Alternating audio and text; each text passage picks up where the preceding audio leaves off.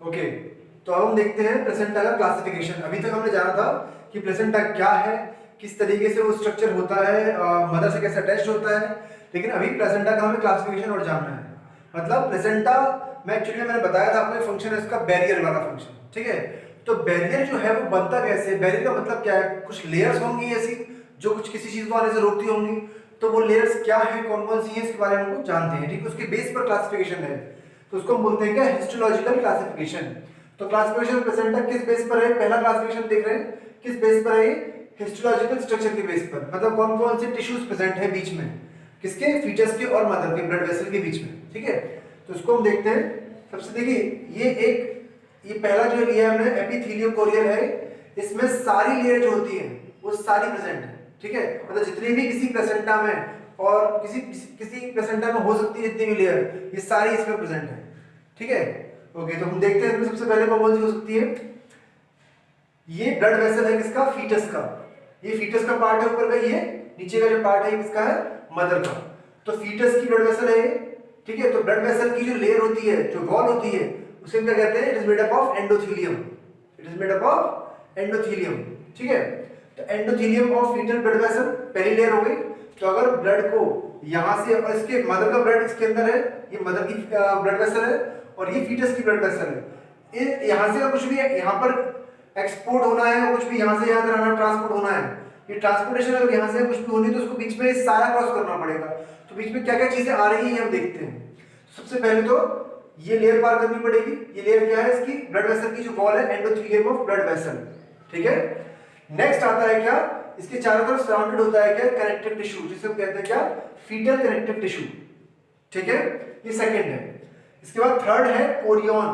Korean एक villi होती है, मदर से जुड़ी होती है, आपको पता है। तो कोरियन की जो लेयर होगी वो होगी थर्ड बैरियर, ठीक है। बहुत सी बुक्स में इसको ट्रोफोब्लास्ट की लेयर भी कहते हैं, तो वही है क्योंकि कोरियन ट्रोफोब्लास्ट से ही बनता है, ठीक है। नेक्स्ट है ये एंडोमेट्रियम की लेयर। जो विलाई होती है वो किसमें एम्बेडेड होती है, एंडोमेट्रियम ऑफ मदर। तो नेक्स्ट लेयर किसकी आएगी, एंडोमेट्रियम की। इसको हम एपिथेलियम भी कहते हैं, यूटेराइन एपिथेलियम, मतलब यूट्रस का एपिथेलियम, या एंडोमेट्रियम कह लीजिए इसको आप। ये फोर्थ लेयर है। इसके बाद फिर एंडोमेट्रियम में पार करते हैं तो अंदर क्या आता है, कनेक्टिव टिश्यू आता है। तो वहां पर क्या, uterine connective tissue. This uterine connective tissue मतलब मदर की साइड का है ये हिस्सा, ठीक है। नेक्स्ट मदर की ब्लड वेसल, जो जिस ब्लड वेसल के चारों तरफ क्या होता है, endothelium, endothelium of uterine blood vessel. ये यूटेराइन की ब्लड वेसल की एंडोथेलियम है, ये endothelium of foetal blood vessel थी, ठीक है। तो इन सबको पार करना पड़ेगा, इन 6 लेयर को। उसके बाद कोई भी चीज जहां के ब्लड से, फीटस के ब्लड से मदर के ब्लड तक पहुंचेगी, या मदर के ब्लड से फीटस के ब्लड तक पहुंचेगी। तो these 6 लेयर्स, जिसमें भी ये 6 लेयर प्रेजेंट होती हैं, ऐसे प्लेसेंटा को हम क्या कहते हैं, we call it epitheliochorial, epitheliochorial placenta, ठीक है। 6 लेयर्स या प्लेसेंटल बैरियर्स, 6 प्लेसेंटल बैरियर्स से प्रेजेंट होते हैं, ठीक है। किस में मिलता है ये, हॉर्स, एस, पिग, ठीक है। तो इन सब में मिलता है, ओके ओके। नेक्स्ट है क्या, सिंडेस्मोकोरियल, सिंडेस्मोकोरियल, ये नेक्स्ट है। इसमें 5 लेयर मिलेंगे, इसमें एक लेयर एब्सेंट है, ठीक है। कौन सी लेयर एब्सेंट है देखते हैं इसमें जरा। सबसे पहले फीटस की ब्लड वेसल की लेयर प्रेजेंट है, मतलब एंडोथेलियम प्रेजेंट है, ये फर्स्ट वाली, इट इज प्रेजेंट। उसके बाद फीटल और कनेक्टिव टिश्यू आ रहा है, वो भी प्रेजेंट है, सेकंड। फिर कोरियन की जो लेयर है वो आ रही है, यानी थर्ड भी प्रेजेंट है। उसके बाद जो एंडोमेट्रियम है उसको डाइजेस्ट कर दिया है किसने, कोरियोनिक विलाई ने। कोरियोनिक विलाई ने या कोरियोनिक वॉल ने जो एंडोमेट्रियम थी उसकी वॉल को डाइजेस्ट कर दिया, यानी कि वो खत्म हो गई है, ठीक है। तो इसमें क्या एब्सेंट है, आपसे अगर पूछता है कोई कि सिंडेस्मोकोरियल में कौन सा प्लेसेंटल बैरियर एब्सेंट होता है, तो आप क्या बताओगे इसमें, यूटेराइन एंडोमेट्रियम में यूटेराइन एपिथेलियम इज एब्सेंट, ठीक है। तो यहां पे लिखता हूं मैं, यूटेराइन एंडोमेट्रियम या एपिथेलियम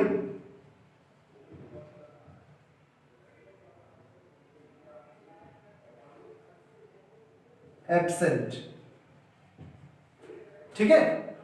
तो किससे मिलता है ये, काव, शीप, गोट, बफेलो, कैमल, जिराफ, इन सब में देखने को मिलेगा हमको सिंडेस्मोकोरियल प्लेसेंटा, ओके। नेक्स्ट आता है हमारा एंडोथेलियोकोरियल प्लेसेंटा। एंडोथेलियोकोरियल प्लेसेंटा में 4 लेयर होती है, या 4 प्लेसेंटल बैरियर होते हैं। तो ये कौन से एब्सेंट होते हैं इसमें देखते हैं जरा। सबसे पहले फीटस की जो एंडोथेलियम जो है, कौन सा पहला वाला endothelium of foetal blood vessel वो प्रेजेंट है, यानी कि this is first present. Second, foetus का कनेक्टिव टिश्यू भी प्रेजेंट है। थर्ड, कोरियन भी प्रेजेंट है। तीनों प्रेजेंट है फीटस की सारी मेम्ब्रेन, फीटस की जितनी भी लेयर थी सारी प्रेजेंट है। मदर की लेयर में से एक और कम हो गई है यहाँ पर, वो कौन सी है, मदर का या एंडोमेट्रियम का कनेक्टिव टिश्यू। ठीक है, यहाँ पर एंडोमेट्रियम खत्म हुई थी, यहाँ पर कनेक्टिव टिश्यू भी खत्म हो गया, यानी कि वो किसने डाइजेस्ट कर दिया, वो भी कोरियोनिक विलाई ने डाइजेस्ट कर दिया। और जो फीटस की ब्लड वेसल है वो सीधे सीधे टच में आ गई किसके, कोरियन के, वो सीधे टच में आ गई कोरियन के। ठीक है, तो कोरियन के टच में आ गई सीधे क्या, मदर की ब्लड वेसल, डायरेक्ट टच में है ही। ओके, ऐसा किसमें मिलता है, कार्निवोर्स में, डॉग, कैट, लायन, टाइगर, इन सब में देखने को मिलता है हमको 4 लेयर्ड प्लेसेंटल बैरियर या एंडोथेलियो कोरियल प्लेसेंटा। ठीक है, ये हो गया थर्ड। फोर्थ है हीमोकोरियल प्लेसेंटा, इसमें 3 लेयर देखने को मिलती है हमको। कौन कौन सी देखते हैं जरा। सबसे पहले फीटस की पहली वाली लेयर प्रेजेंट है, endothelium of foetal blood vessel. Second, foetus का कनेक्टिव टिश्यू भी प्रेजेंट है। थर्ड, इसका कोरियन भी प्रेजेंट है। लेकिन अब मदर की तरफ से कोई भी लेयर यहाँ पर प्रेजेंट नहीं है, मतलब कि यहाँ पर ब्लड वेसल की जो लेयर थी वो भी एब्सेंट है। ब्लड सीधे सीधे टच में आ रहा है किसके, कोरियन की। तो ये आपको मैंने पहले ही बताया था क्या, कि ह्यूमन में कोरियनिक विलाई जो होती है वो सीधे ब्लड बात करती है, ब्लड टच में आती है, कांटेक्ट में आती है। तो ये किसका है, ये ह्यूमंस का है। तो ह्यूमन या एप्स में ये देखने को मिलता है, कौन सा, हीमोकोरियल प्लेसेंटा। ओके, नेक्स्ट है haemo endothelial placenta. Haemo endothelial placenta last है, इसमें सिर्फ एक लेयर प्रेजेंट है, 1 लेयर प्रेजेंट होती है। ठीक है, कौन सी लेयर प्रेजेंट होती है, सिर्फ फीटस की जो ब्लड वेसल है उसकी जो वॉल है एंडोथेलियम, सिर्फ वो, यानी कि इसमें कनेक्टिव टिश्यू, फीटस का कनेक्टिव टिश्यू और फीटस की जो कोरियनिक लेयर है वो भी इसमें डिसॉल्व हो जाती है, और ब्लड से इसकी जो फीटस की ब्लड वेसल होती है वो डायरेक्ट टच में आ जाता है। मदर के ब्लड से फीटस की ब्लड वेसल डायरेक्ट टच में आ जाती है। ठीक है, किसमें मिलता है ऐसा, रैबिट, रैट, गिनिया पिग, इन सब में देखने को मिलता है। तो ये क्लासिफिकेशन जो प्लेसेंटा जो है ये किसकी बेस पर है, ये है हिस्टोलॉजिकल स्ट्रक्चर के बेस पर, मतलब कौन कौन से टिश्यूज प्रेजेंट है फीटस के ब्लड वेसल और मदर के, फीटस के ब्लड और मदर के ब्लड के बीच में। ओके, तो this is 5 types. Okay,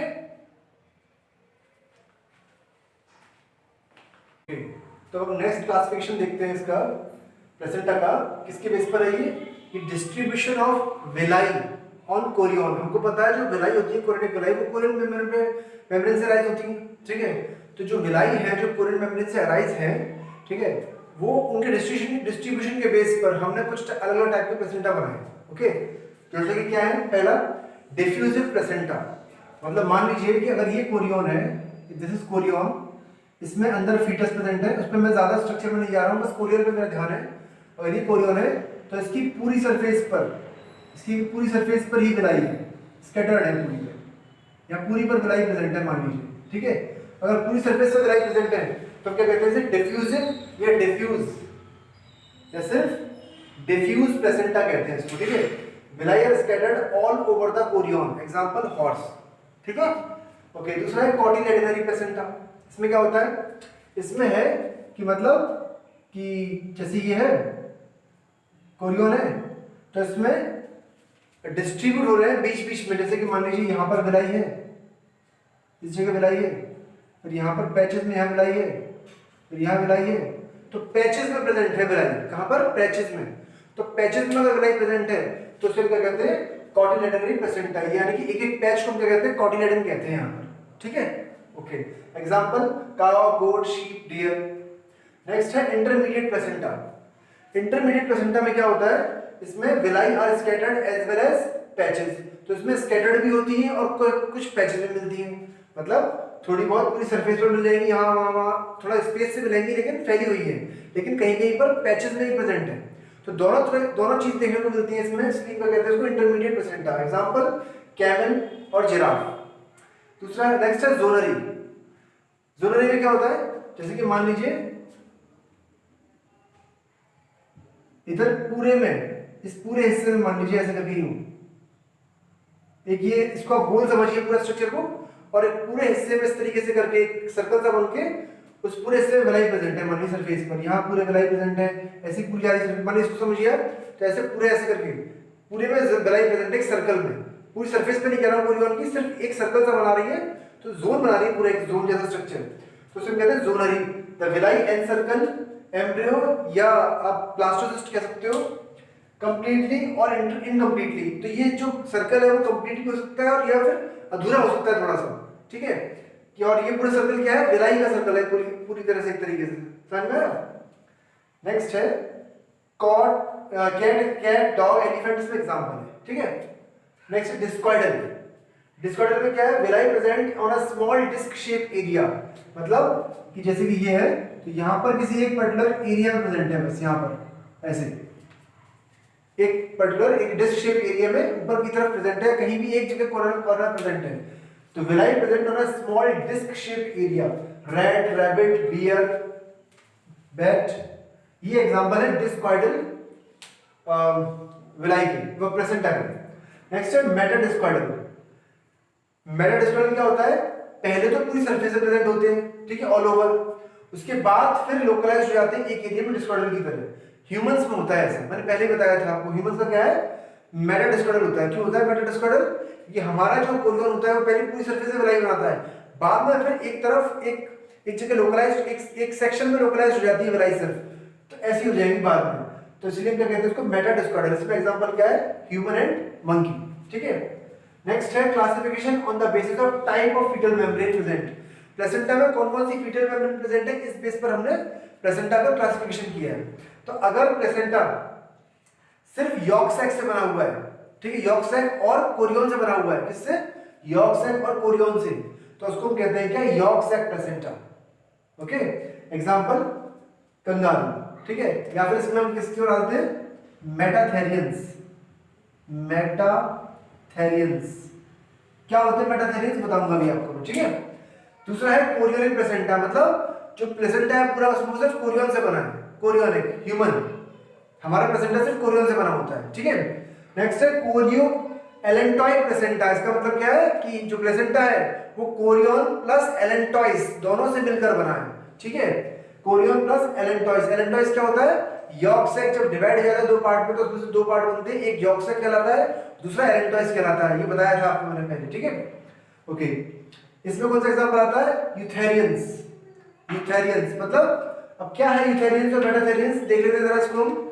mammals को हम तीन कैटेगरी में डिवाइड करते हैं, एक होता है प्रोटोथेरियंस, एक होता है मेटाथेरियंस और एक होता है यूथेरियंस। जो प्रोटोथेरियंस होते हैं, क्या नाम दिया मैंने, मैं यहाँ पर लिख देता हूँ, प्रोटोथेरियंस, ये एग लेइंग मैमल होते हैं, एग लेइंग मैमल। दूसरे होते हैं मेटाथेरियंस।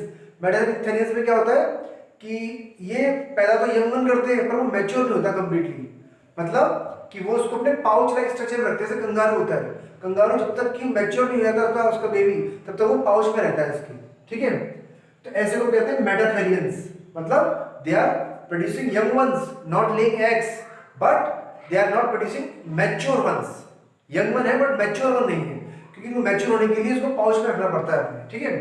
यूथेरियंस कौन से हैं, जो यंग वन और मैच्योर वन को प्रोड्यूस करते हैं, ठीक है, ओके। नेक्स्ट एक क्लासिफिकेशन और है प्लेसेंटा का, किस बेस पर कि फेट क्या होगा प्लेसेंटा का, मतलब बाद में प्लेसेंटा का क्या होगा, इस बेस पर इसका एक क्लासिफिकेशन और होता है। देखते हैं इसमें पहला टाइप क्या है, non deciduate. Non deciduate placenta का मतलब क्या होता है, ये वो प्लेसेंटा है जो कि मतलब प्लेसेंटा के दो पार्ट होंगे, एक तो जो फीटस से जुड़ा होता है और एक जो मदर से जुड़ा होता है। तो ये वो वाला प्लेसेंटा होता है जिसमें कि मदर से जो जुड़ा हुआ प्लेसेंटा है वो बिल्कुल भी डिलीवरी के बाद बाहर नहीं निकलेगा या मदर से अलग नहीं होगा, वो मदर में ही रहेगा, ठीक है। तो इस टाइप के प्लेसेंटा को क्या कहते हैं, नॉन डेसिडुएट प्लेसेंटा। डेसिडुएट का मतलब क्या होता है, कुछ चीज झड़ना, अलग हो जाना, तो मदर से जो जुड़ा हुआ पार्ट है प्लेसेंटा का वो अलग नहीं होगा, ठीक है, non deciduate. Example horse, zebra. Next है डेसिडुएट। डेसिडुएट का मतलब क्या होता है कि मदर का जो प्लेसेंटा है उसका कुछ पार्ट बाहर आएगा डिलीवरी के बाद, मतलब फीटस का तो आएगा ही आएगा, ठीक है, लेकिन मदर का भी जो प्लेसेंटा है उसका भी कुछ पार्ट जो है वो भी बाहर आएगा। तो ऐसा होता है किसमें, ह्यूमंस में, ठीक है। नेक्स्ट है कॉन्ट्रा डेसिडुएट। इसका मतलब क्या है कि जो मदर का जो पार्ट है प्लेसेंटा का, मदर वाला जो पार्ट है वो तो बिल्कुल जाएगा ही नहीं, लेकिन जो फीटस का पार्ट जो जाता है वो भी नहीं जाएगा, उसको भी ऑब्जर्व कर लेगा। मतलब बिल्कुल भी प्लेसेंटा नहीं जाएगा डिलीवरी के बाद बाहर, सिर्फ बेबी बाहर आएगा, अदरवाइज प्लेसेंटा बाहर नहीं जाएगा। ह्यूमंस में क्या होगा, बेबी आएगा, साथ में जो फीटस के साथ जुड़ा हुआ जो प्लेसेंटा था वो भी आएगा, और मदर से जुड़ा हुआ थोड़ा प्लेसेंटा था, थोड़ा पूरा नहीं, थोड़ा उसका पार्ट है वो भी आएगा। इसमें सिर्फ फीटस का प्लेसेंटा बाहर निकलेगा, मदर से जुड़ा हुआ प्लेसेंटा का जो पार्ट है वो बाहर नहीं आएगा। प्लेसेंटा दोनों से जुड़ा होता है, एक तरफ से फीटस से और एक तरफ मदर से, ठीक है।